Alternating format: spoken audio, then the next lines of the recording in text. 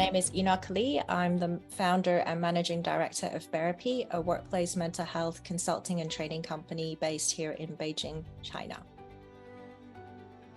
The very first attempt I had was in 2009, when I was going through a very serious period of burnout, depression, anxiety.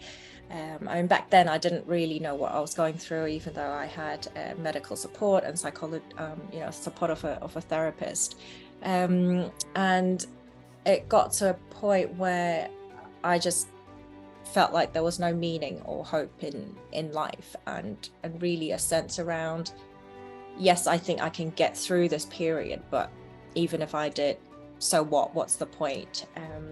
So I attempted to take my own life actually a few times during that period. 2009, 2010, I was off from work on sick leave, and I was here in Beijing as well. And it was pretty stark. I think, if not for my boyfriend, who's now my husband, who's found me a few times, almost jumping out off the window ledge or overdosing, like I'm not sure I'll still be here talking to you.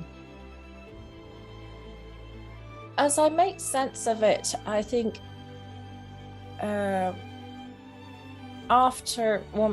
I was recovering from my depression and making sense of my own attempt and what was going on with myself, I think one thing that really dawned on me in a so-called positive way was a really profound understanding of what goes on in the mind of the person who seeks to end their life, and realizing that it's not so much as I was seeking death and more I didn't want to live my life the way that I was living. And a second realization I had was it brought me back to my time in high school when a really good friend in my high school jumped to her death at the age of, I think, 18, 19.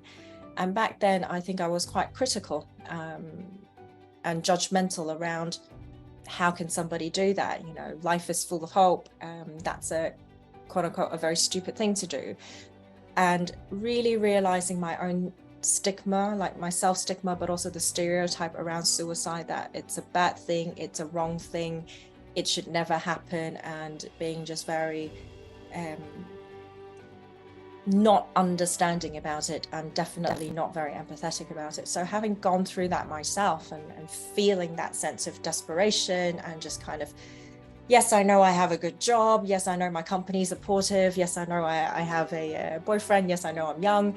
And still to have that sense of hopelessness, that really made me understand that sometimes there's no reasoning.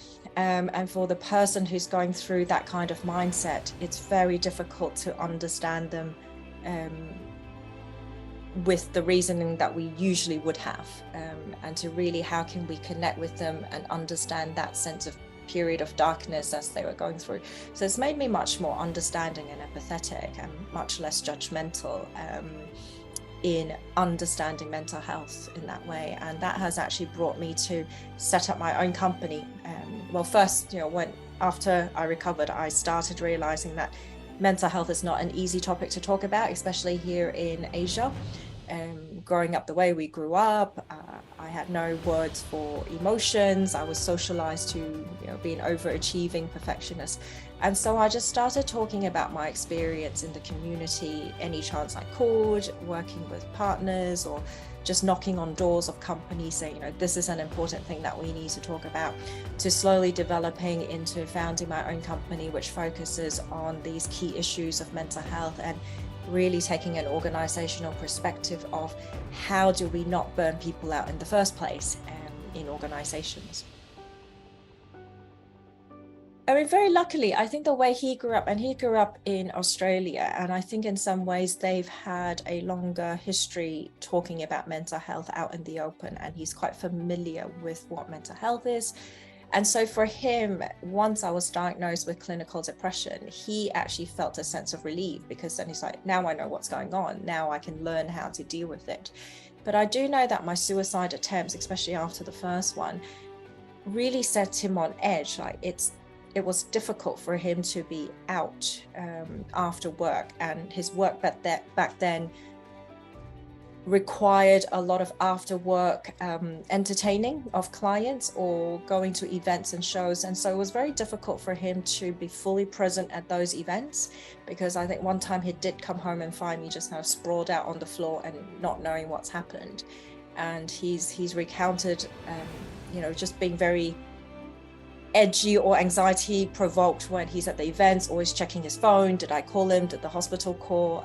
That sort of thing. And he also had to learn, and he spent some time with my psychotherapist learning how to deal with me, quote unquote deal, because after, as you can imagine, after a whole year and I still was in that kind of state, it's very difficult for him when he's like, this isn't the Enoch that I met or fell in love with, so what's going on?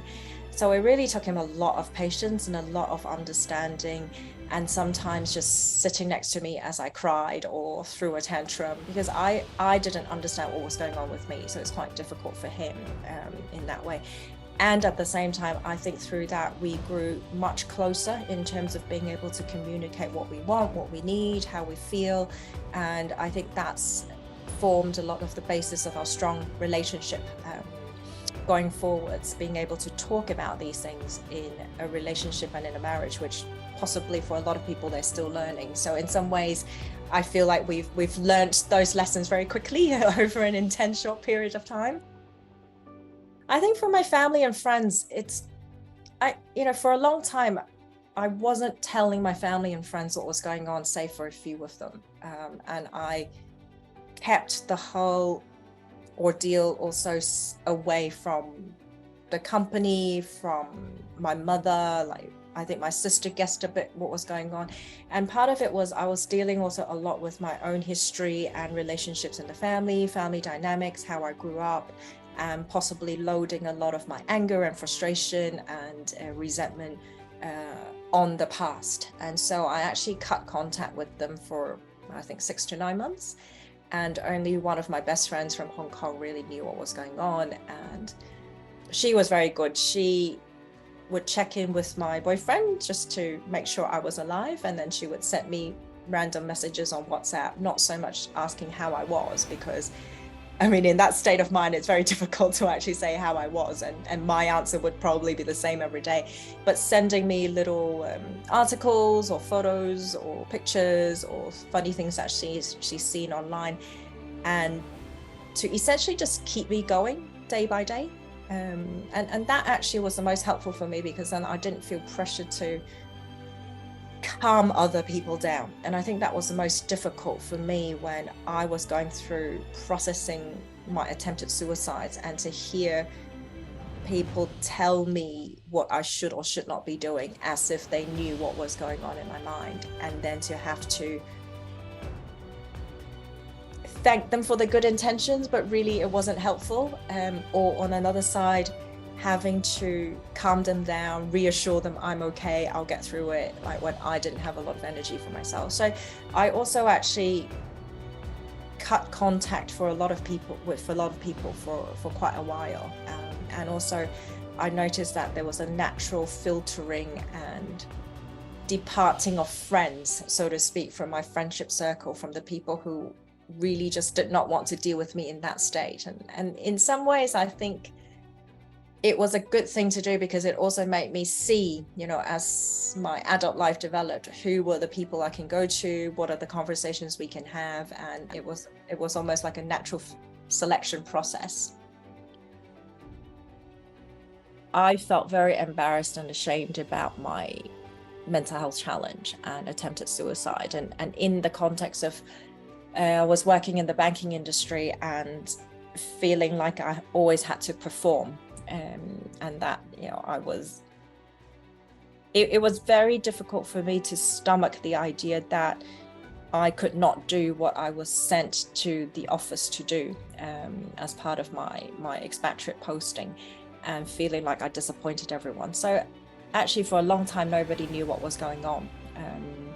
They knew a little bit. I was also struggling a little bit with physical illness then. They knew a little bit about the physical side of it. And I must admit, I also wasn't very apt in communicating this with human resources. So until I actually had to ask for short-term sick leave, I think all I did was send them a medical certificate. I don't think I engaged in conversation. I didn't ask for a conversation. And so, to be honest, I'm not sure we communicated very well, because I was not in a state of actually broadcasting this. It was very difficult for me. And so I actually took short-term sick leave, which then eventually turned into non-paid leave. And then that turned into me deciding that I really need to look after myself first. I can't deal with the idea of having actually to go back to work. So I requested to leave the company, and then they assisted me in that process. And I must admit, like, in some ways, I was very lucky in the way that the company had provided insurance, medical insurance. So, you know, a lot of my medication was supported. I was also looked after to an extent as an expatriate. So from the sort of technical or the hardware side, I was given that space and the support to look after myself. And I do remember one of my very senior managers, and this is like months after this has happened, when I had the courage to call one of two of them and say, look, this is actually what's happening. And they were very, very understanding. So I felt quite lucky where he said to me, like, you know, look, we're disappointed that you couldn't do what we wanted you to do, because, you know, there was a whole hope in you as well. And at the same time, nobody has any thinking that, you know, that this is an excuse or anything. We're all very sympathetic with your situation.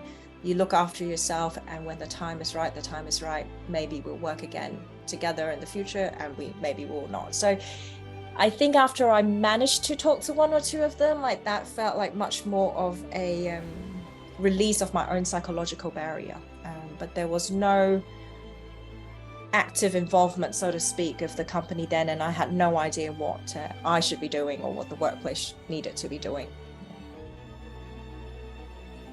It's still very present, and part of my learning and the journey over the last 14 years now is, I remember the second time when the episode came about, second time, you know, in relation to 2009, and I felt suicidal again. I started to reprimand myself for, how come you're not cured yet?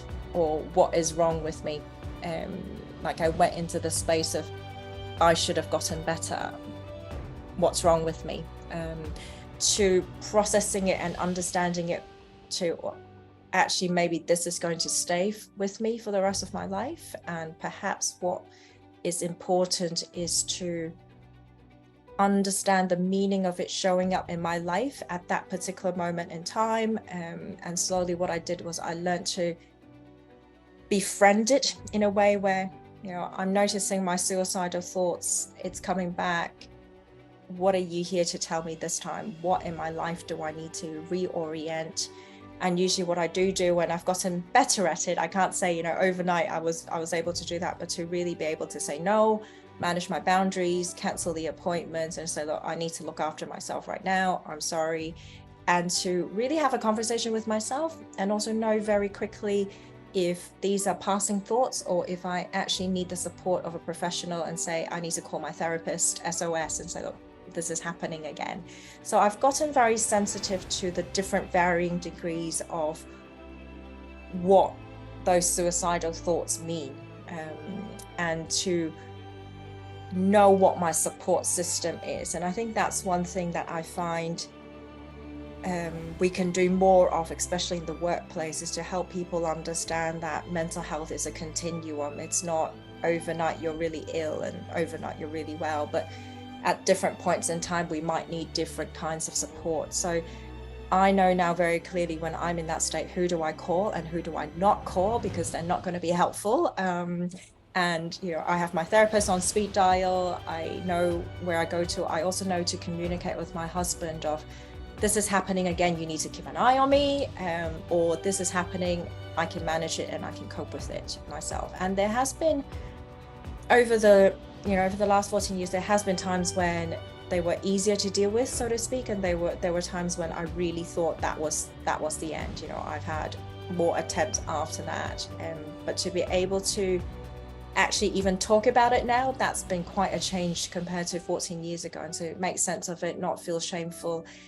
And I think what that has made me is also, with this lived experience, it's also made me able to do the work that I do today, where I understand where people are coming from in terms of mental health and burnout and chronic fatigue and anxiety in the workplace. So we don't go into a workplace presuming to teach people anything, as opposed to, let's make sense of that experience. What are you going through? And that you're not alone, so that when you do go through these difficult times, these are the ways that you can cope, and these are the ways that you can live through the experience.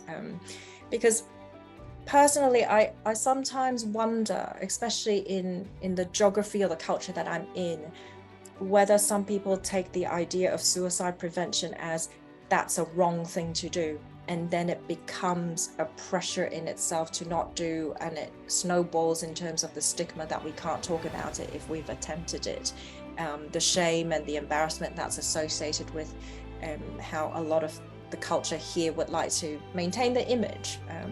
And so I'm also sort of wondering, and I think therefore my experience of being able to talk about it in a way where, you know, I can talk about it, it can be a learning, what can we learn from it, that also helps other people open up.